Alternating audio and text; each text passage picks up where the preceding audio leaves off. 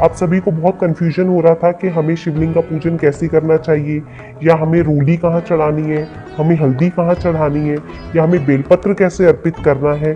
तो मैंने सोचा क्यों ना आपके लिए एक वीडियो बना दूं, जिससे कि आप सभी को आसानी हो और आप शिव पूजन अच्छे से कर पाएं। तो देखिए, सबसे पहले जब आप मंदिर के अंदर प्रवेश करें तो आप खुद ही देख सकते हो कि जो भी श्रृंगार हुआ है, यदि आप पूजा करते हैं और आपको शिवालय में अनुमति है, देखिए किसी शिवालय में, शिव मंदिर में अनुमति होती है कि आप श्रृंगार को उतार सकते हैं, किसी में अनुमति होती है कि आप नहीं उतार सकते। अगर नहीं उतार सकते तो जैसे पूजन विधि बता रही हूं आप वैसे कर लीजिए, और यदि श्रृंगार को साफ कर सकते हो तो पहले शिवलिंग की सफाई जरूर करें। देखिए, पहले शिवलिंग को आपको बहुत अच्छे तरीके से साफ कर लेना है, कुछ भी शिवलिंग के ऊपर ना हो। मतलब आपकी पूजा करने का अर्थ ये है कि पहले शिवलिंग की आप मंदिर की साफ सफाई कर लें, उसके बाद ही अपना पूजन स्टार्ट करें। जो शिवलिंग की पूजा विधि मैं आपको बता रही हूँ, यदि आप पशुपति व्रत कर रहे हैं या आप कोई भी अन्य शिव जी की पूजा कर रहे हैं, या आप रोजाना मंदिर जाते भी हैं, तो भी आपको किस तरह से पूजा करना है वो आज मैं आपको बता रही हूँ। सबसे पहले शिव जी को जल से स्नान करवाइए, और जल ध्यान रखिएगा अपने घर का होना चाहिए। मैं आपको हमेशा बोलती हूँ मंदिर का जल ना लें, अपने घर से तांबे के लोटे के अंदर आप जल लेकर जाइए। तांबे के लोटे का जल गंगा जल के समान पवित्र माना जाता है, तो आप तांबे के लोटे से पहले भगवान का जलाभिषेक करेंगे। धीरे धीरे पतली धार बनाते हुए आपको भगवान का निर्मल हाथों से जलाभिषेक करना है। और ध्यान रखिएगा, जब आप जलाभिषेक करते हैं आप अपने हाथों में कुछ भी ऐसी अंगूठी या चूड़ियां ना धारण करें जो कि भगवान को जब आप अभिषेक करें कोई घर्षण हो या उन्हें कोई चोट पहुंचे।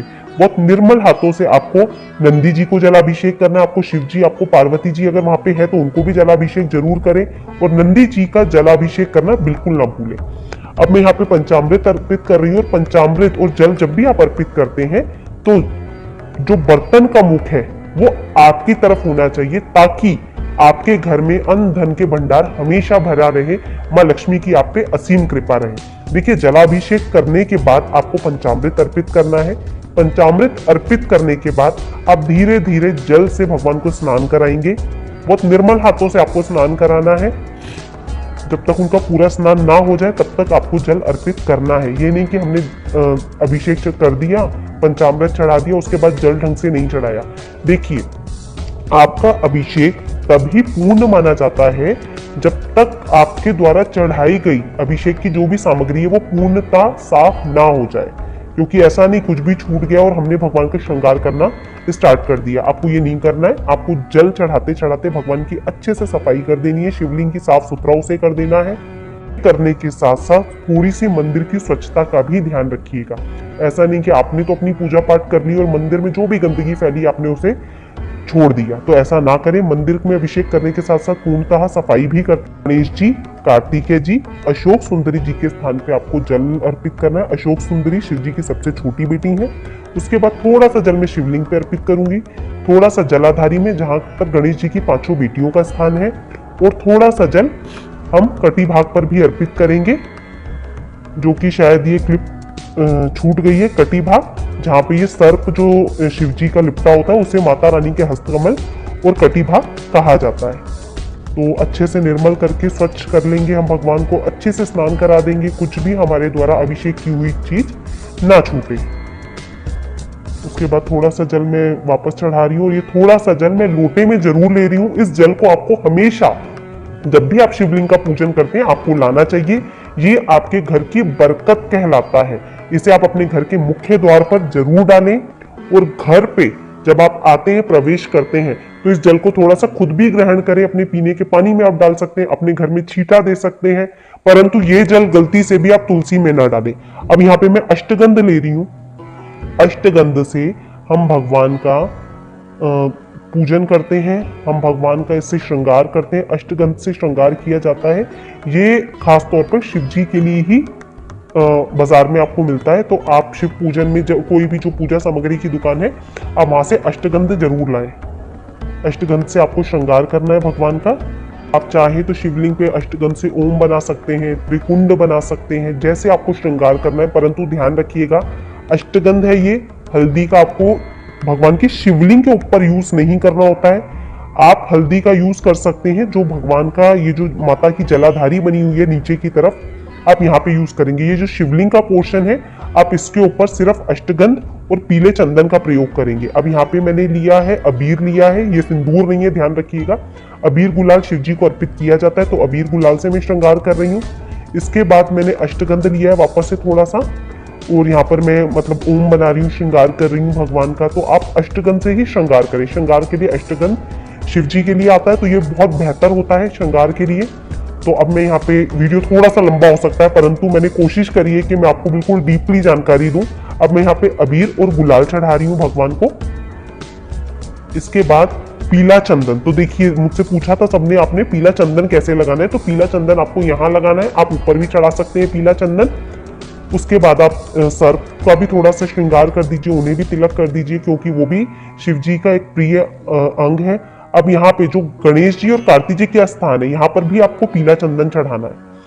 उसके बाद पीला चंदन आप चढ़ाएंगे नंदी महाराज को भी, क्योंकि किसी भी पूजा में नंदी महाराज की पूजा जब तक नहीं होती, अगर शिव जी की आप कोई पूजा कर रहे हो तो उनकी पूजा का भी एक विशेष महत्व है, तो उनकी पूजा करना भी आप बिल्कुल ना भूलें। इसके बाद अब मैं थोड़ा सा सिंदूर लेकर ये जो अशोक सुंदरी जी का जो स्थान है, जो शिव जी की सबसे छोटी बेटी और प्रिय है, उन पे अर्पित कर रही हूँ। और ये जो माता के हस्त कमल, ये कहलाते हैं माता के हस्त कमल, क्योंकि माँ पार्वती जी ने शिव जी से वर लिया था कि हे प्रभु मुझे आप वर दीजिए कि मैं आपको कभी भी, क्योंकि कोई भी स्त्री अपने पति को लाल रंग में नहीं देख सकती, कि मैं आपको लाल रंग के यानी सिंदूर में नहीं देखना चाहती, तो इसीलिए हल्दी और जो भी आप कुमकुम वगैरह जो भी चढ़ाते हो वो आप माता के हस्तकमल, और ये जो बीच में जो अशोक सुंदरी वाली रेखा है, आप हल्दी और कंकु को आप यहाँ पर चढ़ाएंगे। उसके बाद थोड़ा सा मैंने पीला सिंदूर लिया जो मैं गणेश जी को अर्पित कर रही हूँ, जो मैंने आपको बोला था जो ऑरेंज कलर का सिंदूर होता है जो हमें गणेश जी के लिए चाहिए। अब हम अक्षत चढ़ाएंगे। अक्षत ध्यान रखिएगा हमेशा साबुत ही चढ़ाने होते हैं, आपका अक्षत टूटा हुआ ना हो, क्योंकि शिव जी को समर्पण पूरा चाहिए। अब मैं बेलपत्री यहाँ पे अर्पित कर रही हूँ। बेलपत्री में भी आप ध्यान दीजिएगा, बेलपत्री का हमेशा चिकना वाला भाग शिवलिंग के ऊपर अर्पित किया जाता है। ठीक है, ये देखिए आप वीडियो में आप आराम से देख पा रहे होंगे कि मैं जो उनका चिकना जो बेलपत्री का भाग होता है वहां से अर्पित कर रही हूँ। और ध्यान रखिएगा बेलपत्री के अंदर मैं आपको बेलपत्री पे भी एक वीडियो बना के दूंगी, आप उससे देखिएगा बेलपत्री को हमें कैसी लेनी चाहिए। उसमें जो एक गठाने होती है वो नहीं होनी चाहिए, यानी बेलपत्री की जो डंडी है ये पूर्णतः टूटी हुई होनी चाहिए। तो आप 5, 7, 21, अब देखिए जो लास्ट का बेलपत्र होता है आपको 5, 7, 21 जितने 11 जो चढ़ा रहे हो, सबसे आखिरी की जब आप बेलपत्र चढ़ाते हो उस पे आप अबीर गुलाल लगाने के बाद ही आप समर्पित करें। और अशोक सुंदरी पे यदि आप चढ़ा रहे हैं तो आप सिंदूर लगा के समर्पित कर सकते हैं। और जब आखिरी का बेलपत्र आप शिवलिंग के ऊपर चढ़ा रहे हो, तो शिवलिंग पर जब आप चढ़ाओगे तो आप अबीर गुलाल चंदन चावल आपको जो रखना है, क्योंकि आखिरी का जब हम बेलपत्र चढ़ाते हैं तो हमें रखना जरूरी होता है। और एक बेलपत्र नंदी जी के ऊपर रखना बिल्कुल ना भूलें, क्योंकि नंदी जी माध्यम है जो आपकी बात शिव जी तक पहुंचाते हैं। अब मैं यहाँ पे शमी पत्र अर्पित कर रही हूँ। शमी पत्र अर्पित करने के बाद अब मैं यहाँ पे धतूरा अर्पित कर रही हूँ। ध्यान रखिएगा धतूरा एक तरह का फल होता है। पूजा की सामग्री शिवलिंग के ऊपर अर्पित की जाती है, धतूरे को आप ऊपर टच करने के बाद रख सकते हैं। अब यहाँ पे धतूरे के मुझे फूल मिल गए थे तो मैं यहाँ पे फूल अर्पित कर रही हूँ। फूल अर्पित करने के बाद आप सफेद रंग के फूल भगवान को प्रिय होते हैं, आंकड़े के फूल प्रिय होते हैं, आप वो चढ़ाइए, क्योंकि आंकड़ा भगवान को सबसे ज्यादा आंख के फूल जो होते हैं वो बहुत ज्यादा प्रिय होते हैं। अब मैंने यहाँ पे सफेद फूल अर्पित किया है। आप चाहें तो जो भी आपके पास फूल हो, सिर्फ कनेर का फूल आपको नहीं चढ़ाना होता है। और ये लाल रंग के फूल माता पार्वती को ही चढ़ते हैं, कृपया कर ध्यान रखिएगा। कुछ शिवलिंग पे ये लाल फूल चढ़ाए जाते हैं, वो क्यों चढ़ाते हैं? क्योंकि शिव जी का और माता पार्वती का अर्धनारीश्वर रूप होता है, उस रूप पे आप ये लाल रंग का फूल चढ़ा सकते हैं। नहीं तो ये फूल सिर्फ माता पार्वती को चढ़ाए जाते हैं, कुछ लोग गणेश जी को भी चढ़ाते हैं। और फूलों का एक विशेष ध्यान रखिएगा, क्योंकि कहा जाता है जो चीज जैसे उगती है उसे वैसे ही चढ़ाया जाता है। तो आप फूल उल्टे तो नहीं चढ़ा सकते, परंतु फूल भगवान की तरफ मुख कर कर ही चढ़ाएं। फूलों का मुख हमेशा की तरफ होना चाहिए और डंडी साधक की तरफ, यानी कि जब आप भगवान को पुष्प अर्पित करेंगे तो वो पुष्प आपकी बात कहेगा जाके भगवान से, आपकी जो भी मनोकामना है। और दूसरी चीज, अगर आपको नहीं पता है फूलों की डंडी कैसे रखनी है या फूलों का क्या कैसे चढ़ाएं, तो आप फूलों को तोड़कर समर्पित कर दीजिए भगवान को।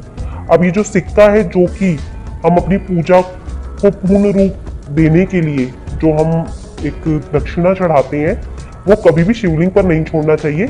उसे उठा के आप दान पात्र में डाल दीजिए, टच करने के बाद पे कभी शिवलिंग पर छोड़कर ना आए। उसके बाद मैं इत्र चढ़ा रही हूँ भगवान के श्रृंगार को पूर्ण करने के लिए।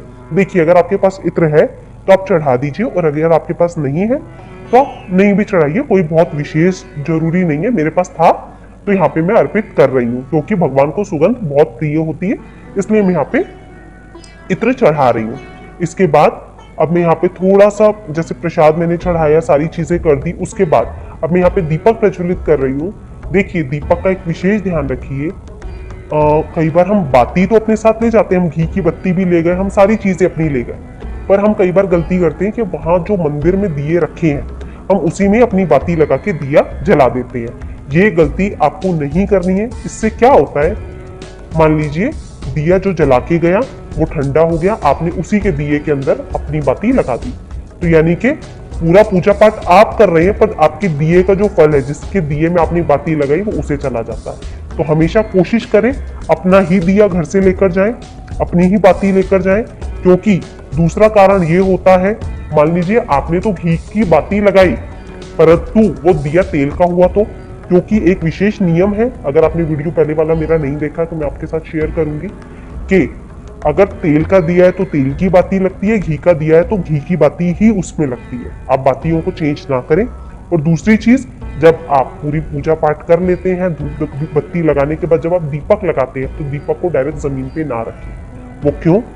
एक तो आपके दीपक का पूरा फल जो होता है वो धरती माता में समाहित हो जाता है, दूसरा धरती को आघात भी पहुंचता है। तो आप अपनी दिया बत्ती, जो भी आप आरती करेंगे, जो भी पूजा पाठ करेंगे, उसके बाद जब आप दिया जो आपको लगाना है वो उन फूलों पे रख दीजिए, अक्षत पे रख दीजिए। कभी भी दिए को ऐसे आपको खाली नहीं रखना है, थोड़ा ध्यान दीजिएगा।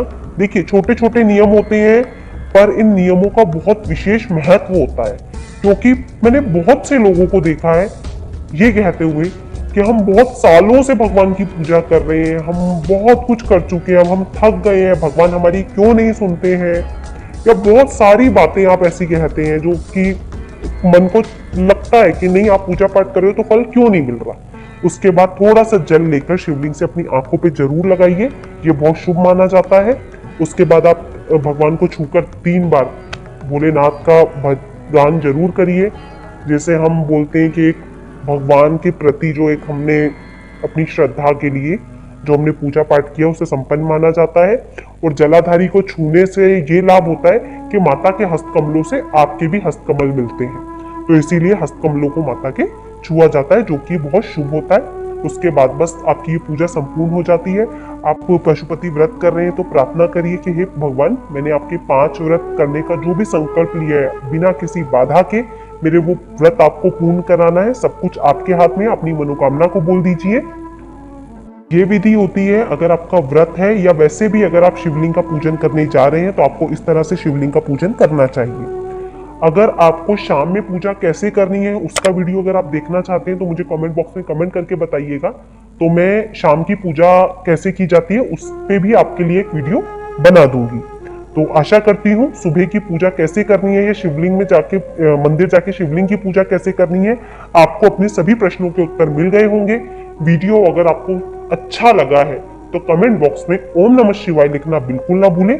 अगर आपके कोई प्रश्न है जिनके उत्तर मैं नहीं दे पाई तो मुझसे बिल्कुल कमेंट बॉक्स में कमेंट करके पूछिए, मैं आपके उत्तर देने की बिल्कुल